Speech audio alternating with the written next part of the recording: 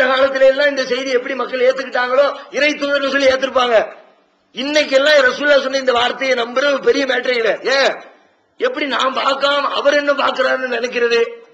கடைகளை சர்வசாதாரணம் பாக்குறோம். முதலாளி எங்கிட்டோ ரூம்குள்ள உடம்புல உட்கார்ந்துருக்காரு, பூரா கேமரா வேலை பார்க்கறத ஒரு நிமிஷத்தை வேஸ்ட் பண்ணாம கரெக்டா வேலை பார்க்கறேன். கேமரால அங்க உட்கார்ந்து பாத்துட்டு இருக்காரு. நம்ம முதலாளியை பார்க்கல, முதலாளி நம்மை பார்க்கிறார். அந்த உணர்வு வரத்தான செய்ய மனுஷனுக்கு. ரசூலுல்லாஹ் சொல்றாங்க, நீ அவனை பாக்குற மாதிரி நினைச்சு பாரு. அல்லாஹ் பாத்துக்கிட்டு இருக்காங்க, வரமாட்டேங்க நினைப்பு விட்டுரு. அல்லாஹ் உன்னை பாக்குறான்னு நினைச்சு பாரு. அல்லாஹ் முன்னாடி கண்ணியமான இல்ல, கம்பீரமான இல்ல, வரும்போதே கம்பீரத்தோடு பாருங்க. ரசூலுல்லாஹ் சொன்னாங்க, தொழுகைக்காக வந்தால் ஓடி வராது. ஏன் வந்தா மூசு மூசு ஆச்சு நிக்க வரும்போது அப்படி அல்லாஹ் இடத்துல பேச போறோட அந்த கம்பீரம் மிடுக்கோட வரணும். ஒரு பெரிய அமைச்சரை சந்திக்க போறோம், உங்களுக்கு அப்பாயின்மெண்ட் கிடைச்சிருச்சு. நாளைக்கு காலையில 10 மணிக்கு பிரதிபா பாட்டியில சந்திக்கிறதுக்கு, அல்லது மன்மோகன் சிங் உங்களுக்கு அப்பாயின்மெண்ட் கொடுத்துருக்கா, சென்னைக்கு வந்திருக்கிறாரு, அப்துல் காதர் பாய் காலையில 10 மணிக்கு அப்பாயின்மெண்ட். எப்படி போவேன்? போகும்போது காலையில 10 மணிக்கு அப்பாயின்மெண்ட் 7 மணிக்கு எந்திரிச்சு குளிச்சு சென்ட் அடிச்சு அது பண்ணி இது பண்ணி அலங்கரிச்சு சிங்கரிச்சு எதுக்கு? பிரதமரை சந்திக்க போறோம்பா, போட்டோக்காரன் நிறைய வருவான், பேப்பர்ல போடுவான், பார்க்கும்போது அழகா இருக்கணும், நல்ல சட்டையை போடு, நல்ல பேட்டை போடு, இன் பண்ணு, உள்ள திணி, அதை பண்ணு, இதை பண்ணு, 1008 ஷோ பண்றவன் உலகத்தை எல்லாம் படைச்ச ரப்புக்கு முன்னாடி போய் நிற்கும் போது அந்த பண்ணமானவன். குர்ஆன்ல எல்லாம் சொல்லுவாங்க, குது ஜீனத்துக்கும் இந்த குல்லி மஸ்ஜித், ஒவ்வொரு தொழுமிடத்திலும் நீங்கள் உங்களை அழகுபடுத்திக் கொள்ளுங்க. போகும்போது அழகா போய் நில்லு. பல பேர் வெளியில போகும்போது அழகா போவோம், எல்லா வேலையும் முடிச்சுட்டு திரும்ப வந்து தொலை வரும் பொழுது அழகான ட்ரெஸ் பூரா கழட்டி ஹேங்கர்ல போட்டுட்டு கந்த துணி ஒண்ணு வச்சிருப்போம், அந்த கையில எடுத்துக்கிட்டு கிழிஞ்ச துண்டு ஒண்ணு இருக்கும், அதுக்கு தொலை போட்டு அல்லாஹ் அக்பர். செய்யலாமா கூடாதுன்னா செய்யலாம், தப்பு கிடையாது. அதுதான் இருக்குன்னா செஞ்சுட்டு போ. ஆனா இருக்கிறத நல்லா செய்யணுமா இல்லையா? அல்லாஹ் முன்னாடி நிற்கும் போது கொஞ்சம் அழகா போய் நிக்கணுமா இல்லையா? ஏன் நிக்க மாட்டேங்கிற அல்லாஹ் கேட்கிறான். அதையும் சில பொம்பளை எங்க ஊர் பக்கம் போய் பார்த்தா உள்ள ஒருத்தர் தொழுவ துணின்னு ஒண்ணு வச்சிருப்பாங்க, அதுதான் தொழுகைக்கு. வருஷம் ஒரு வருஷம் ஆனாலும் சரி அந்த பாய் அப்படியே சுருண்டே கிடக்கும். பாயை விரிக்க கூட எப்படி விரிச்சா அப்படி சுருண்டுகிட்டே ஓடும். அது மாதிரி அப்படி சுருட்டி சுருட்டி தொழுக முடிய வேண்டியது உள்ள சுருட்டி அப்படி ஒரு தஸ்பீஹ் மணி ஒண்ணு இருக்கும், ஒரு துணி ஒண்ணு இருக்கும், அதோடு சேர்ந்து தூக்கி மோந்து பார்த்தா அந்த நாத்தான் ஆகும். வருஷம் ஒரு வருஷமா என்னத்துக்கு ஆகுது? அல்லாஹ் முன்னாடி போய் கண்ணியமான இல்ல, கம்பீரமான இல்ல. இப்ப குடிச்சிட்டு போய் நின்னா என்னத்துக்கு ஆகுறது? கம்பீரம் கெட்டு போகுது. அந்த ஸ்டடியா நிக்க முடியாது, ஸ்டடி ஸ்டடி ஸ்டடின்னு ஆளு சாஞ்சிக்கிட்டே இருப்பாரு. அதனால அல்லாஹ் என்ன பண்ணா, போதையோடு போய் கிட்ட வராத. அடுத்த ஸ்டெப் அந்த மக்களுக்கு வேற எந்த தடையையும் சட்டத்தையும் அல்லாஹ் இப்படி மாத்தல, ஸ்டெப் பை ஸ்டெப்பா மாத்தல. ஒரு ஸ்டெப்ல மாத்தி முடிச்சிருவான். ஆனா இதை மட்டும்தான் 2 ஸ்டெப் மாத்தி 3ஆவது ஸ்டெப்ல தான் டோட்டலா க்ளோஸ் பண்றான். ஏன்னா அந்த சமுதாய மக்களுடைய பழக்க வழக்கம் அப்படி இருந்தது. அதுக்கு வேண்டி அல்லாஹ் இந்த முறையை கையாண்டு இருக்கிறான் என்பதை நாம் புரிந்து கொள்ள முடிகிறது. 2வது தடுத்தான். அப்ப முதல்ல உள்ள வசனத்தை இது மாத்திருச்சு. முதல் வசனம் என்ன? முதல்ல பாவம்னு சொன்னா பெரிய குற்றம் இருக்குது, பாதுல தீமை இருக்குது, உனக்கு நன்மையும் இருக்கு கெடுதியும் இருக்குன்னா. இப்ப இந்த வசனம் என்ன ஆயிடுச்சு? இப்ப தொழும் போது தொலை வரும்போது குடிச்சிட்டு வராத, அதை இது மாத்திருச்சு. முதல்ல உள்ள குடிக்கலாங்கிற மாதிரி கருத்து வந்துச்சு, இதுல தொழும் போது மட்டும் குடிக்க கூடாது கருத்து வந்துருச்சு.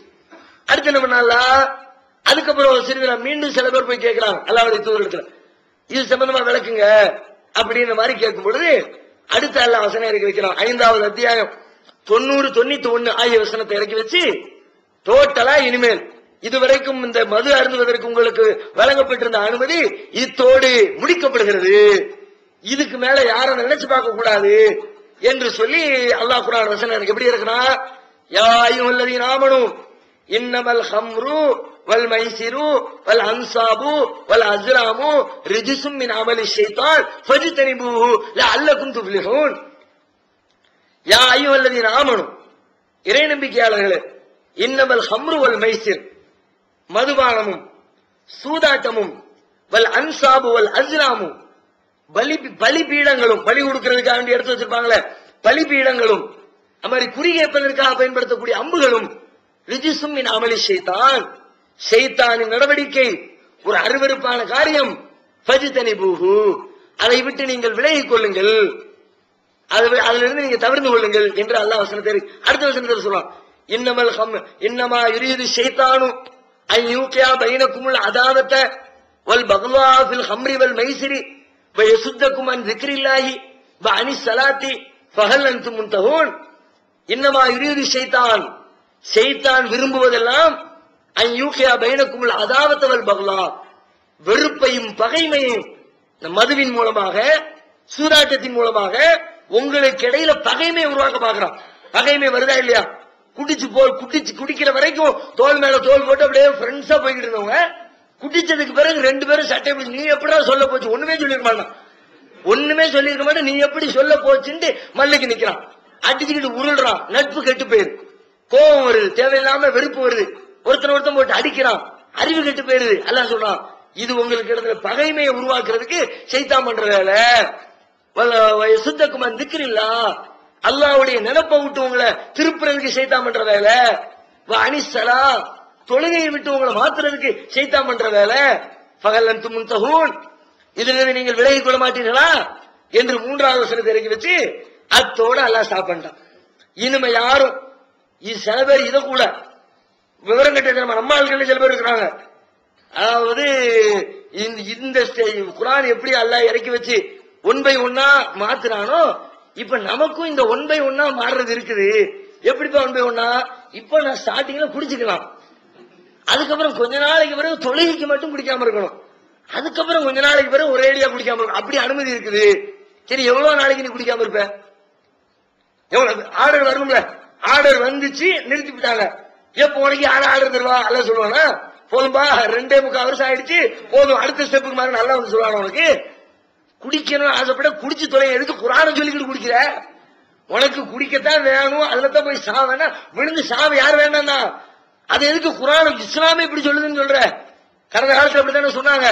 ஏன்பா இந்த அருவருப்பான காரியத்தை செய்றீங்க அப்படின்னா, வல்லாஹு அமர்னா பிஹா, அல்லாஹ் தான் இதை எங்களுக்கு ஏவினான். அடப்பாவி, அல்லாஹ் மேலே பழி தூக்கி போடுறிய, அவன் சொன்னா இவன் சொன்னான்னு பக்கத்துள்ளவன் சொல்லி சொன்னதெல்லாம் போய் அல்லாஹ் மேலே பழி தூக்கி போடுற இவ்வளவு பெரிய கோபம் பாவம் சர்வ சாதாரணமாக செய்கிறார்கள். அதனால அதுலாம் ஒரு மோசமான உலக சில பேர் இது மாதிரி பேசிக்கிட்டு இருக்காங்க. இப்போ இதோட ஸ்டாப். இனிமே புதுசா இஸ்லாத்தை ஏத்துக்கிட்டாலும் சரி, இஸ்லாமியர்களாகவே பல வருஷம் வாழ்ந்தவங்களா இருந்தாலும் சரி, இனிமேல் கொண்டு மதுவுக்கு யாருக்கும் அனுமதி இல்லைன்னு அல்லாஹ் ஸ்டெப் பை ஸ்டெப்பா ஆர்டர் போட்டு இறக்கி அதை தடுத்து விட்டான். இந்த தடையில இன்னொன்னு நம்ம விளங்கணும். நம்ம சமுதாயத்திலே பல பேர் விளங்காம இந்த மதுவுக்கு அடிமையாகி சர்வசாதாரணமா அதுல போய் விழுந்து கிடக்கிறதெல்லாம் பாக்குறோம். அல்லாஹ் எவ்வளவு கடுமையா சொல்றான், அதை யோசிச்சு பாக்கணும். அல்லாஹ் எந்த அளவுக்கு அந்த வார்த்தையில வர்ணிக்கிறான். உங்களுக்கு இடையில பகைமை உருவாக்க போறான், மதுவுனால உங்களுக்கு இடையில வெறுப்பை கொண்டு வர போறான், அல்லாஹ்வுடைய நினைப்பை தடுக்க போறான், தொழுகையை விட்டு உங்களுக்கு தூரமாக்க போறான். இதை விட்டு விலகிக்க மாட்டீங்களா? அல்லாஹ் கேட்கிற கேள்விக்கு நாம என்னதான் மதிப்பு கொடுத்திருக்கிறோம்? அது நமக்கு எண்ணத்தை தந்துருச்சு. மது குடிக்கக்கூடியவங்க, அந்த சாராயத்தின் நாட்டம் உள்ளவங்க கொஞ்சம் யோசிச்சு பாருங்க, ஒரு நிமிஷம் நீங்க நின்று யோசிச்சு பாருங்க. அதனால் நமக்கு கிடைத்த பலாபலன் என்ன? பகுத்தறிவு கிரீடம். மனுஷனுக்கு உள்ளது பகுத்தறிவு. பகுத்தறிவு வச்சுதான் மனுஷன், பகுத்தறிவு இல்லாத மனுஷனே இல்லை. மற்ற ஜீவனுக்கு நமக்கு இருக்கிற முக்கியமான வித்தியாசம் என்ன? ஒவ்வொரு காரியத்தையும் பகுத்து உணர்ந்து கொள்ளக்கூடிய ஆற்றல் வழங்கி இருக்கிறான். இந்த மது முதல்ல செய்யற வேலை என்னன்னா, மனித தன்மைக்கென்று இருக்கிற அந்த சிறப்பம்சத்தை அழிக்கிறது தான் பகுத்தறிவுடைய வேலை, மதுவுடைய வேலை. பகுத்தறிவு மனுஷனை கரெக்டா சிந்திக்க வைக்கும், எதையும் கரெக்டான பார்வையோடு பார்க்க வைக்கும். இந்த பொருள் இருக்குதுன்னா இது இந்த சைஸ்ல தான் இருக்குதுன்னு என் கண்ணு மூளைக்கு சொல்லி மூளை வழியா இந்த பொருளை பாக்குறேன்.